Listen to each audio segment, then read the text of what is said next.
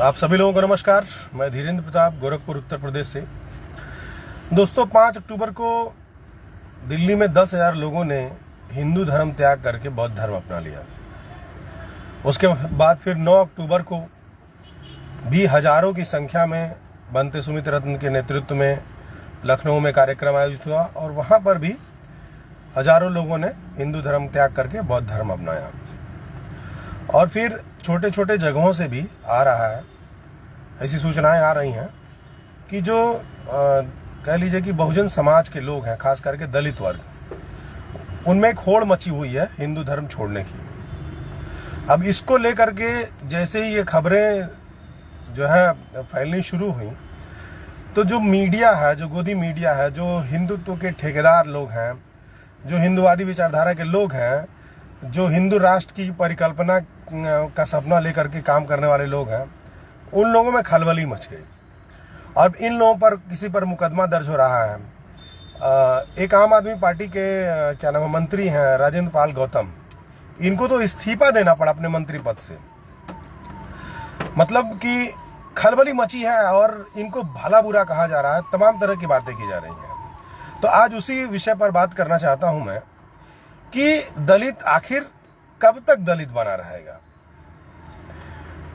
जब 14 अक्टूबर 1956 को बाबा साहब डॉक्टर अंबेडकर ने हिंदू धर्म त्याग करके बौद्ध धर्म ग्रहण किया और उस समय 10 लाख लोगों ने उत्तर भारत में जो है हिंदू धर्म का छोड़ करके बौद्ध धर्म की दीक्षा ली, तब से लेकर के अब तक बाबा साहब ने इतना बड़ी संख्या में धर्म परिवर्तन किया। उसके पीछे की कहानी यह है कि उन्होंने बहुत सारा संघर्ष किया। गांधी जी अलग कर रहे थे, बाबा साहब अलग कर रहे थे कि छुआछूत भेदभाव खत्म हो। हालांकि गांधी जी वर्ण व्यवस्था को बनाए रखना चाहते थे, वो केवल छुआछूत के खिलाफ थे, लेकिन बाबा साहब चाहते थे कि ये पूरा सिस्टम एबॉलिश हो। लेकिन कहीं उनको सफलता नहीं मिली। सफलता का मतलब ये है कि जो हिंदू है, सवर्ण है, अपर कास्ट लोग हैं, इनका कहीं से मन नहीं बदला। बाबा साहब इतने पढ़े लिखे स्कॉलर थे, लेकिन उनके साथ भी छुआछूत भेदभाव जात पात हुआ और उसको देख करके उन्होंने सोचा कि जब मेरे साथ ऐसा हो रहा है तो बाकी लोगों के साथ कैसा होता होगा। और वो स्थिति आज भी बनी हुई है, 21वीं सदी में बनी हुई है। पूरी दुनिया कहां से कहां पहुंच गई, तब भी हम यहाँ पर ब्राह्मण, क्षत्रिय, वैश्य, शूद्र और शूद्रों में भी फिर अति शूद्र चल रहा है। तो दलित आखिर कब तक दलित बना रहेगा और वो क्यों न हिंदू धर्म को छोड़ दे। हिंदू धर्म की जो वर्ण व्यवस्था है, ब्राह्मण, क्षत्रिय, वैश्य, शूद्र, उसमें शूद्र सबसे नीचे है। जब किसी भी ब्राह्मण से बात करो जो हिंदू धर्म का वकालत करने वाला होता है, वो कहता है कि नहीं, वर्ण व्यवस्था कर्मों के हिसाब से बनी है, तो अब कर्मों के हिसाब से उस वर्ण व्यवस्था को खत्म हो जाना चाहिए, तो क्यों जात पात लेके ढो रहे हो। लेकिन वर्ण व्यवस्था को जाति के आधार पर, जन्म के आधार पर, ब्राह्मण का बेटा ब्राह्मण, क्षत्रिय का बेटा क्षत्रिय, वैश्य का बेटा वैश्य और शूद्र का बेटा शूद्र लेके क्यों चल रहे हो, अगर वर्ण व्यवस्था कर्मों के आधार पर बनी है। और आप देखिए अखबारों में कॉलम उठा करके शादी वाला देख लीजिए कि फला जाति में लड़का चाहिए, फला जाति के उपजाति में लड़का चाहिए, इस गोत्र का लड़का चाहिए या लड़की चाहिए। इंटर कास्ट करने वाले मारे जा रहे हैं, उनकी हत्याएं हो रही हैं। कोई दलित बच्चा मटका छोड़ रहा है पानी का, उसकी हत्या हो जा रही पीट पीट करके। इंद्र मेघवाल का मामला आपके सामने है। दलितों को घोड़े चढ़ने पर दिक्कत हो रही है आप लोगों को। क्यों दलित बना रहा है, दलित क्यों बना रहे हैं, जब उसके पास एक बेहतर ऑप्शन है कि ये जो वर्ण व्यवस्था ऊपर नीचे वाली जो व्यवस्था है, इसको छोड़ करके बराबरी की व्यवस्था में आ जाए, बुद्ध धर्म ग्रहण कर ले। और ये सर्वे भी सामने आ रहा है कि जितने लोगों ने बुद्धिज्म अपनाया है वो तरक्की पर है। जो हिंदुत्व में दलित बने हुए हैं वो दलित के दलित ही हैं, वो उनकी कृपा पर है। अभी थोड़ा सा प्रगतिशील ब्राह्मणों से बोलिए तो वो बोलेंगे नहीं, हम जात पात नहीं करते हैं। आप जात पात नहीं करते हो तो कितने लोगों से आप बताते हो कि जात पात नहीं करते हो। क्या आपके यहाँ शादियां जात देख के नहीं होती हैं? क्या आपके यहाँ कर्मकांड जात देख के नहीं होता है? होता है, कहने वाली बात है। अब मोहन भागवत, आरएसएस प्रमुख मोहन भागवत का भी बयान आ गया है। जैसे ये खबर आग की तरफ फैली है कि बड़ी संख्या में दलित हिंदू धर्म छोड़ रहे हैं, बुद्ध धर्म अपना रहे हैं, बाबा साहब के अम्बेडकर के रास्ते पर चल रहे हैं, तो खलबली मच गई।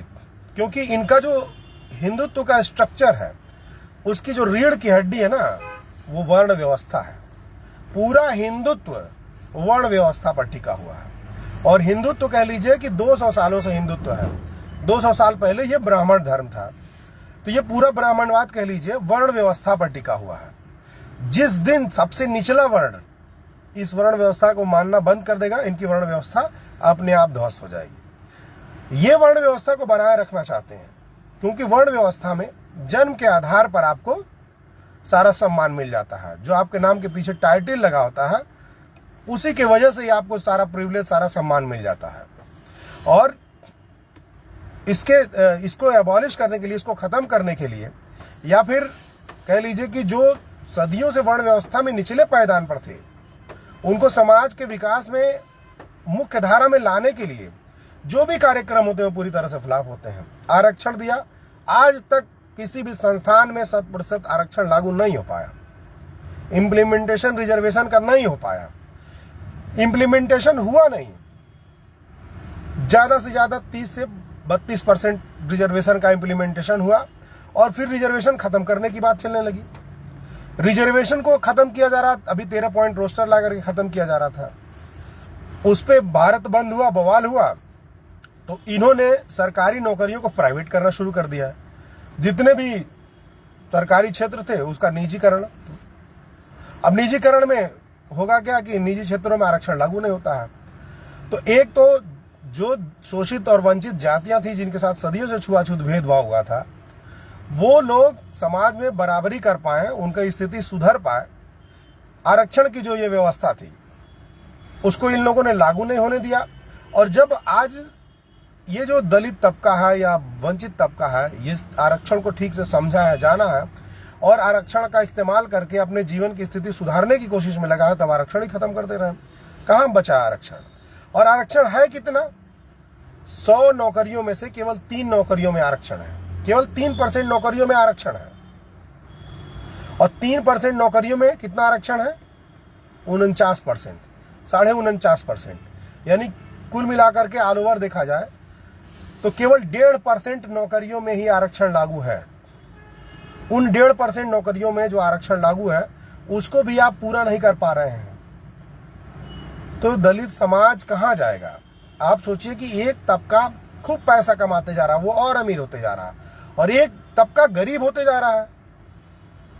तो ये जो भारत में 2 तरह की व्यवस्था पैदा हो जा रही है, 2 तरह के लोग हो जा रहे हैं, मतलब एक समाज है उसके पास इतना पैसा है कि कहाँ खर्च करे पता नहीं है, और एक है अभी वो आइडेंटिटी की लड़ाई लड़ रहा है कि हम अपने नाम के आगे कौन सा टाइटल लगा करके चले, या कोई मेरा जब नाम पूछता है तो हम नाम उसको बताते समय कहीं अपने हीन भावना से ग्रस्त ना हो जाए, क्योंकि सामने वाला नाम इसीलिए पूछता है कि आपको कितना सम्मान देना है। आपके नाम के पीछे तिवारी, उपाध्याय, दुबे, चौबे, सिंह लगा है कि क्या लगा, पोंछ लगा है, उस आधार पर आपको इज्जत देता है। तो ये जो आरक्षण आप खत्म कर दिए, जो भी अफर्मेटिव एक्शन थे उसको खत्म कर दिए आप, सरकारी स्कूलों की स्थिति बद से बदतर कर दी है, क्योंकि सरकारी स्कूलों में वही दलित समाज पढ़ता है, और छुआछूत आपका जा नहीं रहा है। ऐसा कोई दिन नहीं होता है जब दलित के साथ छुआछूत और भेदभाव की 10-15 घटनाएं आपको सोशल मीडिया के माध्यम से सुनने को नहीं मिल जाती हैं।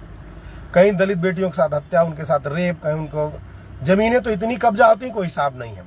30% जो जमीनों के कब्जे के मामले, 70% जमीनों के जो कब्जे हैं वो दलितों के होते हैं। यानी 100 जमीनें अगर किसी की कब्जा हो रही हैं तो उसमें से 70 जमीनें दलितों की होती हैं।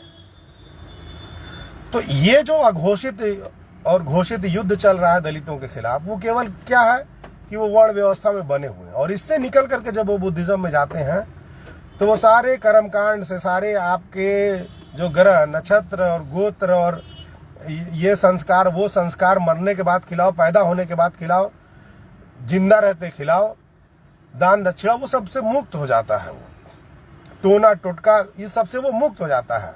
व्रत, कथा, एकादशी और तमाम तरह के तामझाम से वो मुक्त हो जाता है, और फिर वो अपना विकास कर पाता है ना। तो अब दलितों के पास कोई रास्ता नहीं बचा है, क्योंकि 21वीं सदी में जातिवाद का जो बदतर चेहरा ना वो आज भी दिख रहा है। जातिवाद की जो नफरत है ना वो दिख रही है। इतिहास से भी सबक नहीं ले पाया भारत हमारा। पाकिस्तान का बंटवारा क्यों हुआ? छुआछूत, भेदभाव इतना किया है इन लोगों ने दलितों के साथ कि दलित क्या करता, उसने जो भी वहां उनके सामने शक्तिशाली लोग आए उनका अनुसरण करने लगे।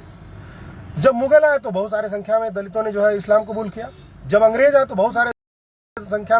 बहुत बड़ी संख्या में दलितों ने जो है क्रिश्चियनिटी धर्म को अपनाया। क्यों?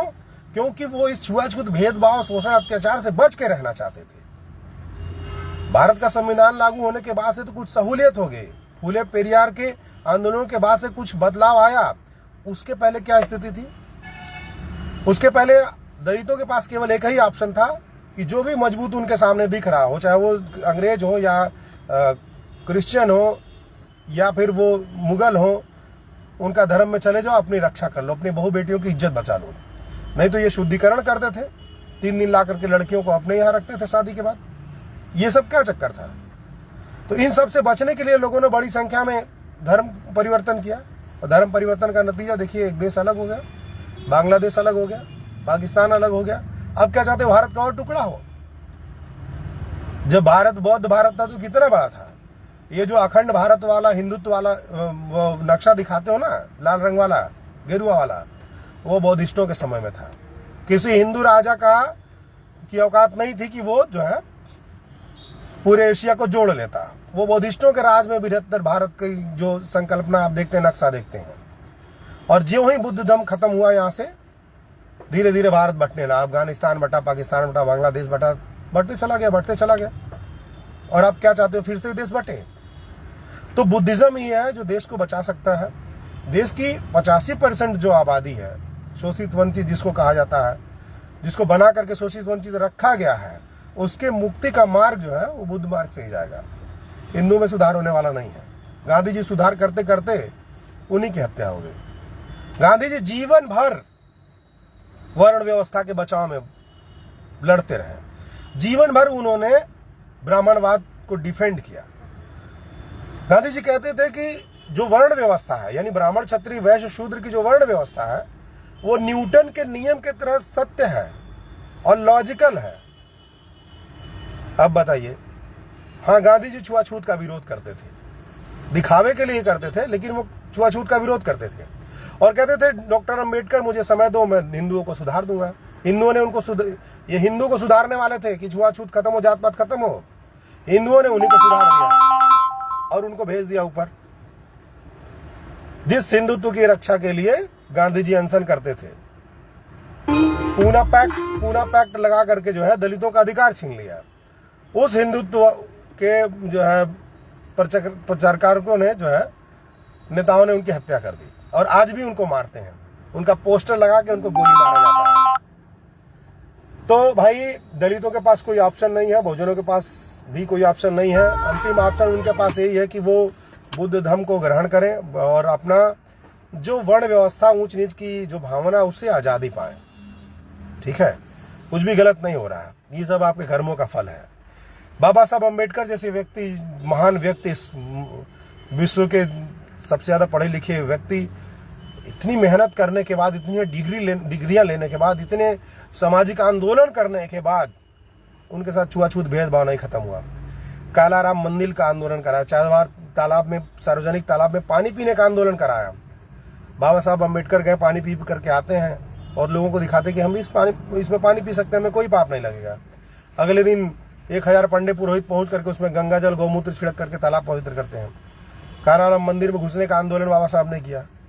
हालांकि मंदिर में नहीं घुसाना चाहते थे, वो दिखाना चाहते थे कि तुम्हारे अंदर कितनी नफरत है। और वो नफरत आज के समय में घोड़ी पर नहीं चढ़ने दे रहे हो यार, तो दलित क्यों तुम्हारे धर्म में रहेगा? और ये दलितों का धर्म होता तो वो ऊपर होता, बराबरी में होता, नीचे नहीं होता। तो ले दे करके ये जो धर्म परिवर्तन चल रहा है, एक्चुअली में ये धर्म परिवर्तन नहीं है, ये धर्म में वापसी है। जब एक दलित हिंदू धर्म छोड़ करके बौद्ध धर्म अपनाता है तो वो धर्म परिवर्तन नहीं करता है, वो अपने बुद्ध धर्म में वापसी करता है। ठीक है ना? तो इसको धर्म परिवर्तन नहीं बल्कि बौद्ध धर्म में वापसी का कह के प्रचार करिए। और अब समय आ गया है, खुल करके सामने आइए और इस वर्ण व्यवस्था को लात मारिए। ठीक है, चलिए रखते हैं। नमो बुद्धाय, जय भीम।